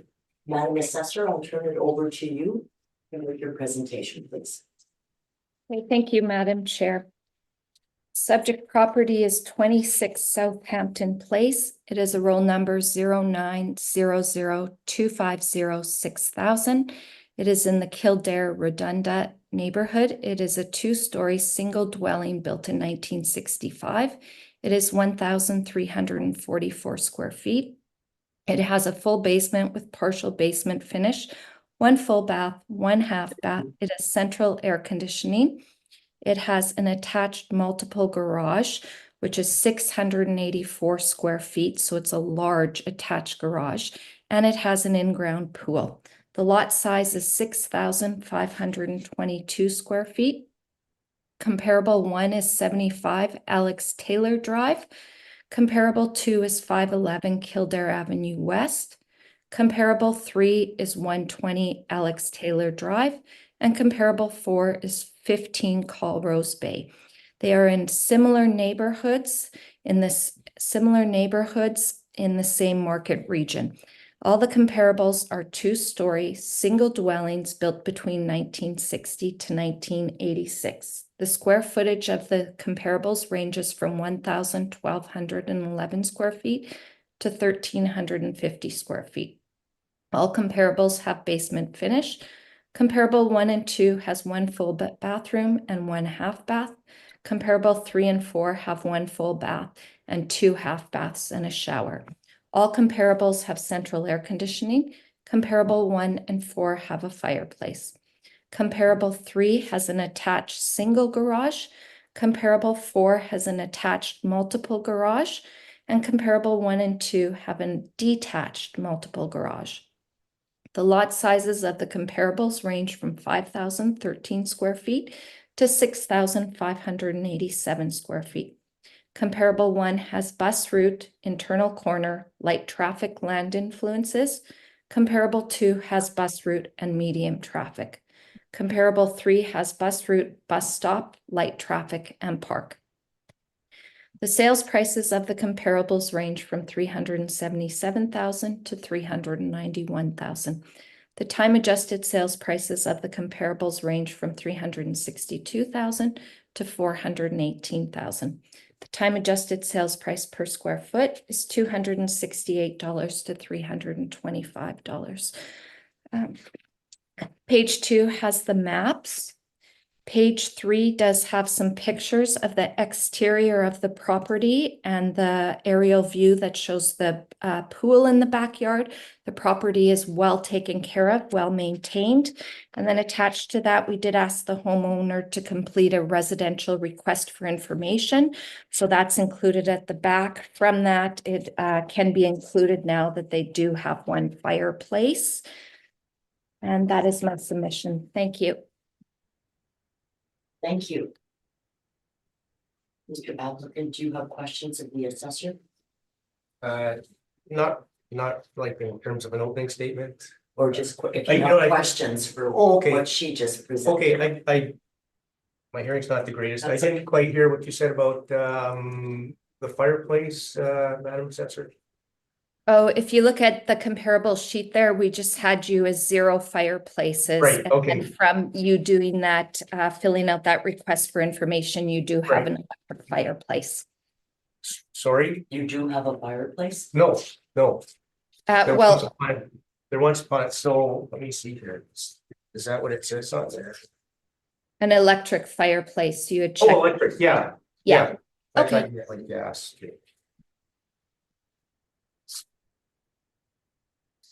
Any other questions of the assessor? She did mention that we have a swimming pool in there, but it's, I'll say not in the greatest state of repair right now. There's no photos submitted, but I do have pictures on here if anyone wanted to see them. I can present them to the board right now, but it's gonna need the liner's gonna need some repair. I think it's over 15 years old. And if we do that, Is there a question in there? so I'm just submitting this information in terms of you said that well-maintained property, that kind of stuff, but the pool will need maintenance. We're gonna give you an. Oh, I'm sorry. Yeah, Okay. no, don't worry. Yeah. We're gonna give you an Okay, opportunity so to that's make a fine. full Okay. presentation. But right now, we're asking questions of the assessor. Okay, no, that's- So if you don't have any more questions, No. then I'll turn it over to the other Sure. board members. Mr. Marks, do you have any questions? No, not at this time, thank you very much. Mr. Robinson? Yeah, just one, as a general principle, does a swimming pool increase or decrease the value of property? Generally speaking, a swimming pool will add value to the property. Thank you. And I have no questions at this time, so I'll turn it over to you, Mr. Valcaron, to make your presentation, please. I basically don't have too much to add other than what my wife has added into her appeal here. What you just said about a swimming pool will generally add value. This house we purchased from my wife's mom. I can't remember the year. It'd be in the neighborhood of the year 2000, something like that. And the realtor that sold it to us or did the transaction was a mutual friend. Said that swimming pools aren't a great attractor, and I think she's actually written that down in her appeal here. It says most buyers are not looking to purchase a home with a pool. They look at it as a liability. And that's what the realtor told us back then. There are a lot of upkeep, kind of expensive to maintain. Like I say, a liner is going to cost us in the neighborhood of $15,000 to get done. And a couple years ago, coincidentally, a neighbor, I think it's 3 houses down, instead of updating their pool, they chose to fill that in. So it's what we've been told by realtors, and what our neighbor has illustrated to us is that it's a liability, not something that most homeowners are looking for.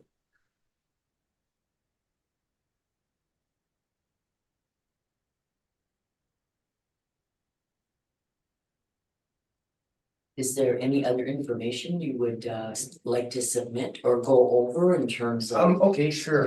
what has been sent in? So basically the thrust of what we have to say is in the appeal that my wife has given.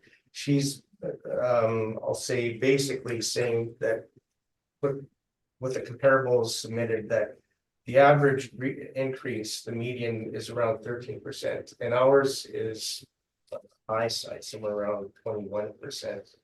So it seems excessive compared to what's been going on in the neighborhood. It's out of, I'll say, alignment with I guess what this is the market value is what we're talking about here. So basically it seems a little excessive compared to that. We also live, and it was said earlier in another presentation, very near a school, which in our opinion, and I'll say the majority of the neighbors on our block, their opinion is not an attractant or something that adds value, it actually decreases. We have to put up with a lot of vandalism and abuse from the school children. I don't know if you have a view of the map, but we live right in the middle of where the school is and a small shopping mall is. Every day at lunchtime, the kids leave the school, they walk to the mall, they go and buy snacks, groceries, whatever. On their way back, it's a trail of garbage on the way from the school to our house, and we're picking up all the time. So much so that there was a neighbor on the adjoining street, right in Court, that formed a little cleanup committee years ago. And he was actually cited in the paper about the mess years ago and how it's gotten to the point where it's ridiculous because of the proximity to the school. And I don't know if it's related to, but one city councilor actually years ago cited that people who do not clean up and maintain up their properties wanted to tax us more because of the state of garbage. So I'll say that a school is not a big attractant to that. I've actually been I'll say verbally abused by the kids as I'm cutting my grass. I won't repeat what they said because it's offensive. So Thank you. yeah. So yeah, so school, yeah. So school's not a great attractant.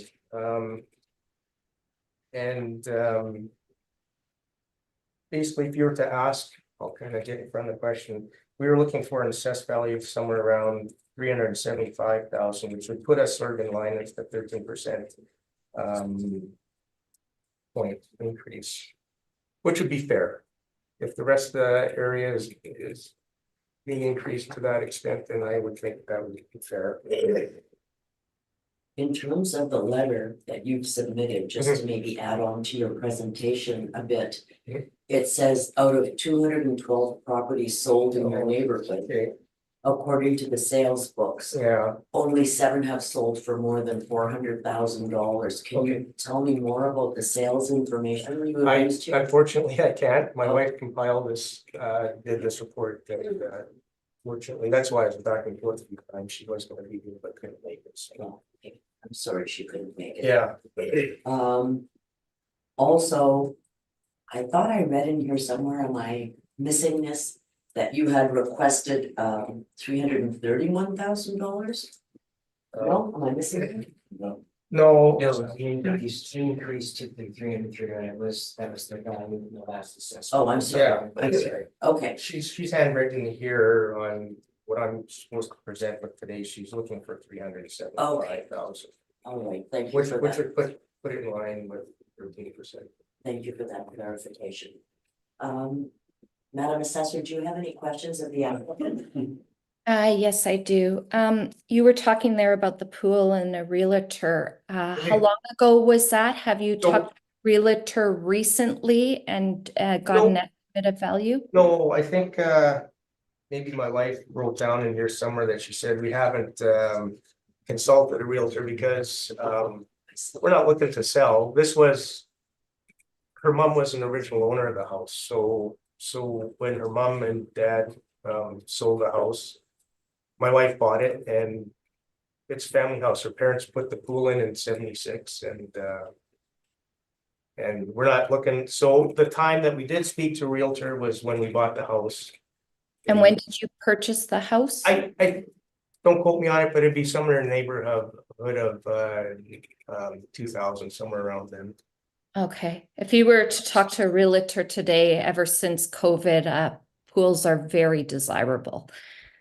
So that may be something you want to do. I wanted to ask you here about your comparable sales that are in the brief here, but you really didn't go over any of them. So I don't know if I should or you say in here the property at 52 Whitetail.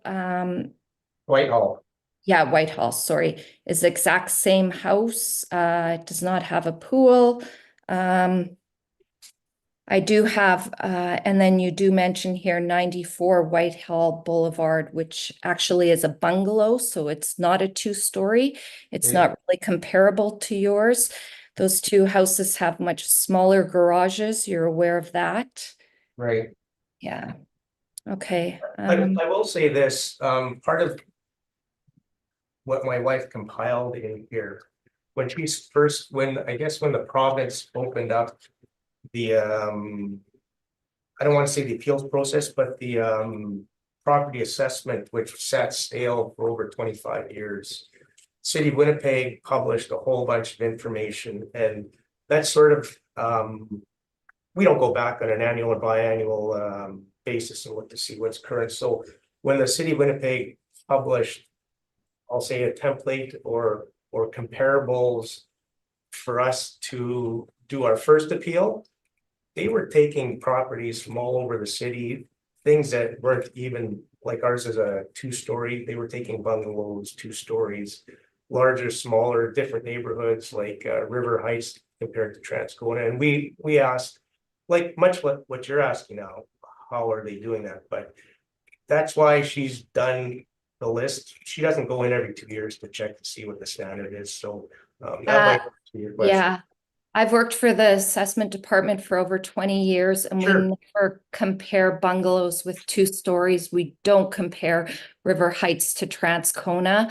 And Do that's try, the fair. sales books there are there for anybody to view, and it does show all the areas, but when we're looking at the assessment of your house, an assessment is done every 2 years, and we look at comparable properties, sales that occur in that 2-year range to come up with an assessment.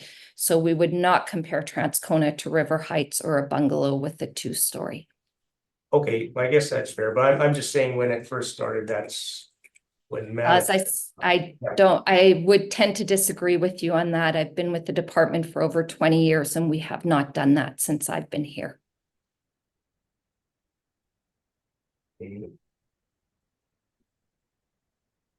If and I know it's too late to submit it, but my wife's very first appeal has comparables submitted by the city.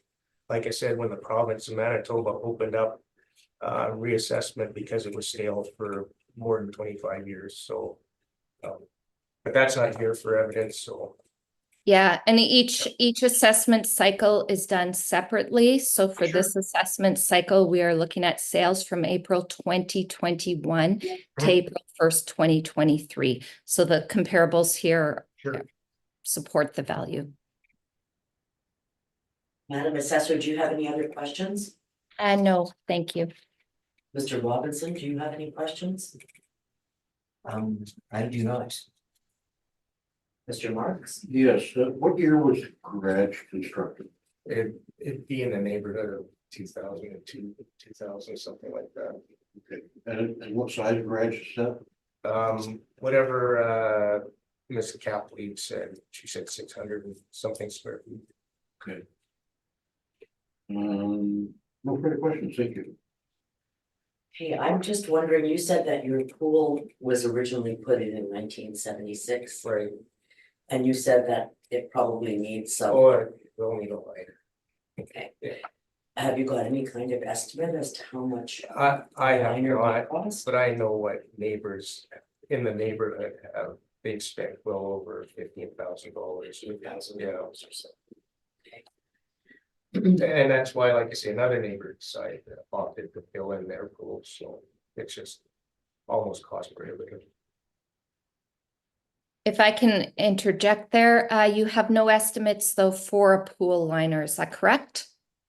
I do not for mine, but as an example, my next door neighbor had theirs done a few years ago, 2 or 3 years ago, and theirs cost $15,000, so. Okay, I suggest you look into some estimates because I'm actually just in the process of replacing a pool liner, and 15,000 is too much. Yeah, okay. Any other information about other equipment for your pool that needs replacing? No. Okay. I think that's all my questions. So, Madam Assessor, do you have a summary you would like to make? I just believe that this property is well taken care of. This property does have a pool, which contributes to the value. Of course, there are costs associated with the pool. The property does have a larger garage than most, and the comparable properties that I have submitted are sales that support the assessment of 402,000. Thank you. Thank you. Is there a summary you would like to make? The only summary I can offer is that well taken care of isn't a reason to tax more. People take pride. What city Winnipeg used to have a slogan that says take pride Winnipeg, I take pride. So I shovel the public sidewalk in front of my house for everyone to use, that kind of thing, so it's well maintained. I mean, I try to keep up a little bit, so yeah, shouldn't be cause for increased taxes, so. The city sidewalk in front of public sidewalk in front of my house for years had a dip in it, so much so that comes ice melt, snow melt time in the spring, I would build a bridge every year so people could walk across it. So I maintain things, Thank you. shouldn't be penalized for it. No, you shouldn't. Yeah. Thank you. All right, that concludes number 14 on our agenda today. And Mr. Mohan, do we have anyone in the waiting room at all for any of those other properties? No, Madam Chair, Ghost Town. Ghost Town. Ghost Town. Okay, so I think that we will take a brief recess and we will decide whether we were going to hear those other properties. Of course. Thank you. Thank you. Madam Assessor, we have decided to hear item 5, 7, 9, and 10 on the docket today, although we do not have any applicants present. So maybe we could start with your evidence on number 5, please. Okay, just to confirm, 5 is 172 Martin? Avenue West, yes. Yes. Okay, thank you, Madam Chair. The subject property is 172 Martin Avenue West. It is in the Chalmers neighborhood. It is a 1.5-story single dwelling built in 1950 with an effective year built of 1970. The living area is 1,100. Sorry, Ms. Assessor, I hate to interrupt you, but could you read out the roll number as well? Oh, sorry.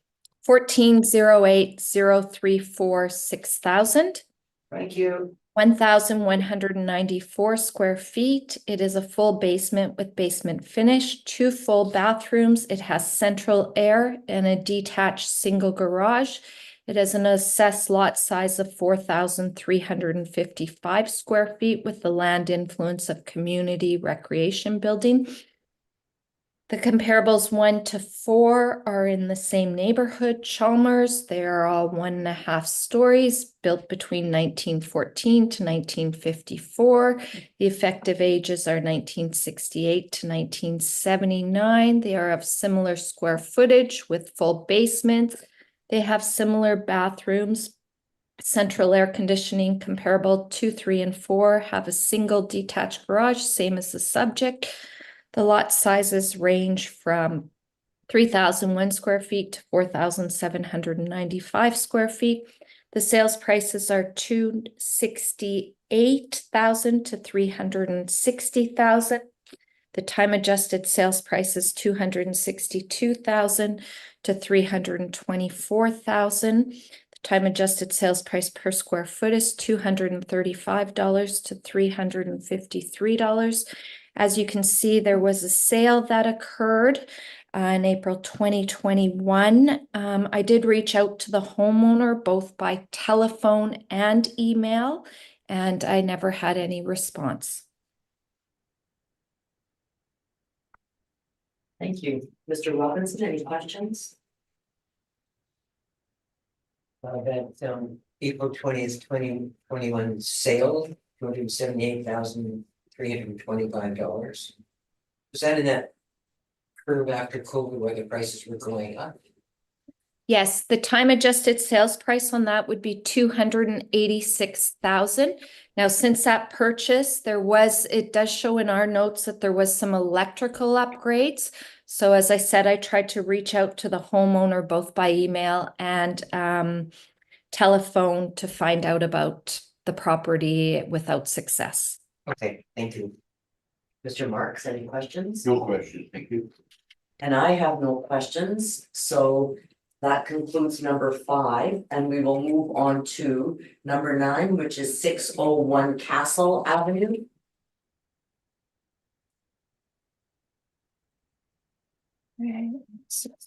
Castle, okay, I have 7, okay. Yeah, so- sorry, Madam Chair, should it be 711 Pandora? Oh, sorry, I'm sorry, I've got so many squiggles on this page. It's number 7, which is 711 Pandora Avenue West. My apologies, Madam Assessor. Okay, subject property is 711 Pandora Avenue West. It is a roll number 0900553250. It is in the neighborhood area of 402 Melrose. It is a one-story single dwelling built in 1955 with an effective year built of 1970. It has 816 square feet with a part basement and no basement finish, 1 full bath. It has central air conditioning. It is a lot size of 5,340 square feet with an influence of commercial adjacent medium traffic. The comparables are in the same or in the same market region or close proximity neighborhood area. They are all similar in 1-story single dwellings. They're all similar age and do have comparable 1, 2, and 4 have an effective age as a subject. The square footage is all very within 100 square feet of each other. Comparable 2 and 3 have basement finish. Comparable 2 and 3 have 2 bathrooms total. Comparable 1 and 4 have 1 bathroom each. They all have central air. Detached garages on comparable 2 and 3. The lot sizes range from 3,660 square feet to 5,609 square feet. With the commercial adjacent, the other is commercial adjacent medium traffic or a school. The time adjusted sales prices range from 259,000 to 330,000. The time adjusted per square foot is $282 per square foot to $396 per square foot. This subject did have a sale at 209,000, which would be a time adjusted sales price of 229,000. Again, I reached out to the homeowner both by email and voicemail without success. So I asked that value be confirmed. Thank you. Mr. Marks, any questions? Yes, one, there is the property was built in 55, was an effective date of 1970. Was there some upgrades done to this home over here? Yes, this house has had some upgrades and the listing does mention that, what does it say? New windows, modern laminate flooring and kitchen, yeah, new carpeting. And what year were these upgrades done? The carpeting was 2021, the windows were 2018. It does not say anything about the flooring. As I said, I did try and reach out to the homeowner to find out about this sale and what they've done to the property since purchasing it without success. And I tried both email and telephone. Major upgrades were done prior to the sale in 21? The items I mentioned, yes, were prior to the sale, and I don't know what's been done since. Good, thank you very much. No further questions. Mr. Robinson, any questions? I have no questions. And I'm just wondering, since there was this subject sale in 2021 at 209, I see that you have as your comp 1 and 3, 2 other sales that took place in 2021, and it looks like there's been a much more substantial increase in the assessment roll for this property than for those. Well, Is that right? the time adjusted sales price on this one is 229,000. Yes, you are correct. We are coming in higher at 259. Again, I reached out to the applicant, the homeowner without success, so I can't tell you anything more Okay, thank you very much then. That completes 711 Pandora Avenue West. And we will now move on to, I think, finally, item number 9, which is 601 Castle Avenue. If you Okay. could create your presentation, Madam Assessor. Thank you. The subject is 601 Castle Avenue. It is a roll number 14100011,400. It is a bi-level built in 2005, 1,122 square feet, a full basement with basement finish. There are 3 bathrooms in total and an attached multiple garage. The lot size is 6,947 square feet. The comparables 4 is in the same neighborhood. Comparable 1, 2, and 3 are in similar neighborhoods close by. All the comparables are bi-levels built within 10 years of each other. The living area is 908 square feet to 1,101 square feet with full basements and basement finish. Comparable 1 and 2 have 2 bathrooms total. Comparable 3 and 4 have 3 bathroom total. All the comparables have central air conditioning. Comparable 4 has an attached multiple garage. Comparable 2 and 3 have a detached single garage. The lot sizes range from 3,062 square feet to 3,670 square feet. The time adjusted sales price is $303,800 to $363,000, which is a time adjusted sales price per square foot of $309.68 square feet to $309 to $368. We're coming in an assessment roll of $362,000. There was a review done on this program. The homeowner did contact for the residential review program, and the property value was supposed to be higher, and we did lower it to $362,000. Thank you. Mr. Robinson, any questions? I have no questions. Mr. Marks, any questions? Just one, what was the property value prior to it coming down to 362? You know what? It was 300. The proposed value would have been 384,000. It was reduced to 362. Thank you very much. No further questions. And my questions have been asked and answered. Thank you. So we will move on to the next item on our agenda, which is item 10. Which is 323 Victoria Avenue East. Hey, thank you. The subject property is 323 Victoria Avenue East, a roll number of 09000511500. It is in the Kern Park. It is a 1.5-story single dwelling built in 1914. It has 966 square feet, a full basement, no basement finish, 1 full bath, and multiple detached garage. The multiple detached garage can be noted that it's 770 square feet. It's quite large. It has an assessed lot size of 4,050 square feet.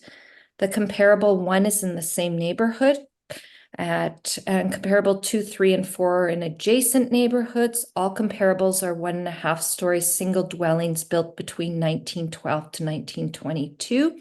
The effective year built is 1912 to 1942. The square footages range from 816 square feet to 1,024 square feet. All comparables have a part basement and no basement finish. Comparable 1, 3, and 4 have 1 full bath as the subject. Comparable 2 is 1 full bath and 1 half bath. Comparable 2 and 3 have central air conditioning.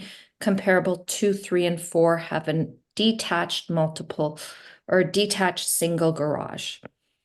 Lot sizes range from 2,998 square feet, external corner to 3,952 square feet. The time adjusted sales price is $187,000 to $230,000.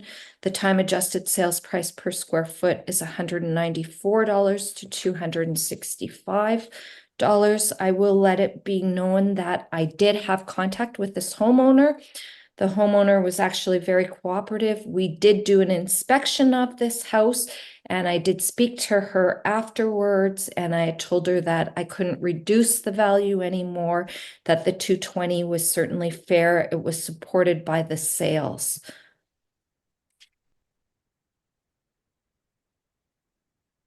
Thank you.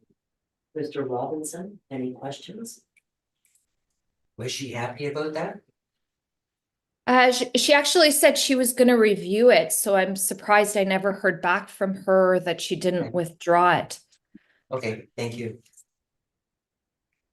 Mr. Marks, any questions? Yes, the property in question, it's been upgraded from anyhow, it appears that there's been a lot of work done on this house, like new windows and flooring, kitchen. Any comment on that? Yeah, yes, that is correct there, and I did include some photos, and that's why I certainly felt that I couldn't go lower in value when she had requested that, and that her value was supported by the sales. We do have to look going forward, perhaps at adding an effective age to this property. There are some issues in the basement that she's having, but again, we're showing no basement finish, and again, that 220,000 is certainly supported. You had stated that that garage is 770 square feet. That is correct, yes. Okay. Now, is this garage insulated or? What that I don't know if it is or not. I was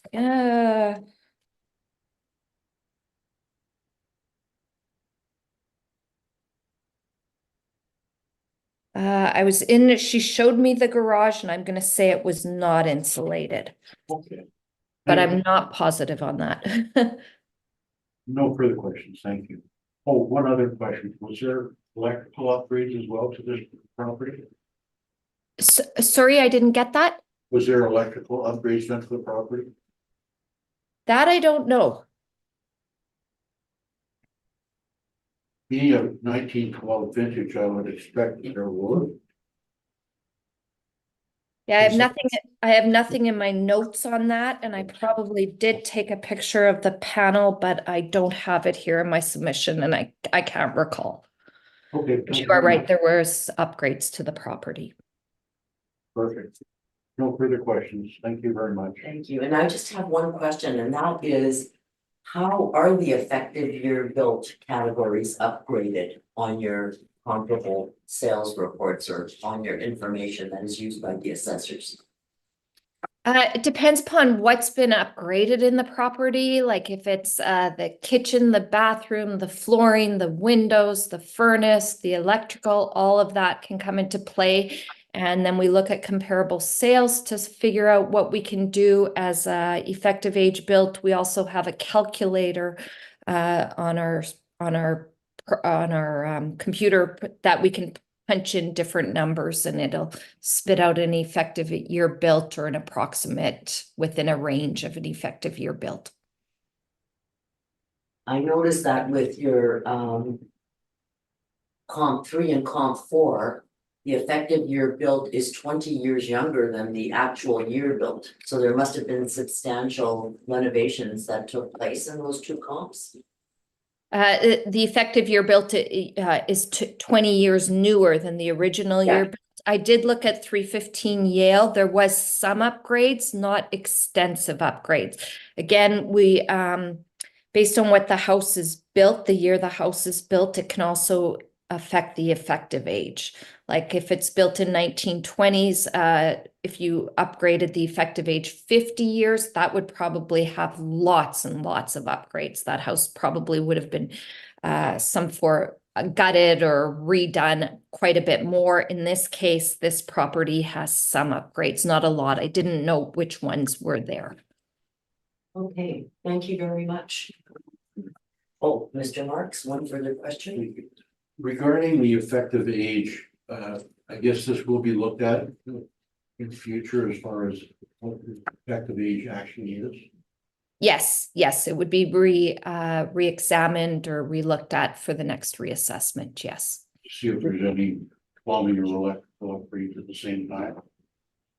Sorry, I didn't hear the last part of your question. The plumbing and electrical upgrade would be looked at that time as well. We would look at the whole property, yes. And actually, I did determine from that visit as well that the property did have central air conditioning and we have no central air noted there. But now we have to make the change that there is central air as well. You would hazard a guess if they've got central air, they've obviously upgraded the electrical. Yeah. Yes, that would be a good guess. I would agree with you on that. No further questions. Thank you very much, and I have no questions, so that completes our docket for today. We have heard all the items scheduled and the hearing is now adjourned. Thank you very much. Okay, thank you. Thank you. Have a good day. You too. Thank you.